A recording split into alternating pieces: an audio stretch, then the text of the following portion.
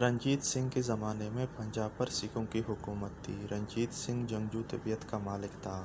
یہ واقعہ رنجیت سنگھ کے زمانے کا ہے۔ سکھ اکٹھے ہو کر رنجیت سنگھ کے دربار میں حاضر ہوئے اور عرض کی کہ مسلمان جو صبح کو اذان دیتے ہیں اس سے ہمارے برتن ناپاک ہوتے ہیں۔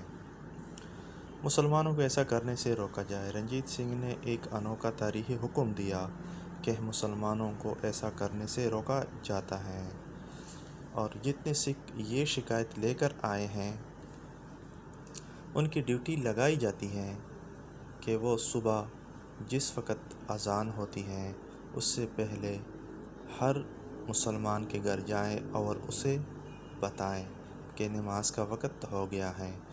سکھوں پر تو جیسے قیامت ٹوٹ پڑی، روزانہ اس کو مشقت کرنی پڑتی۔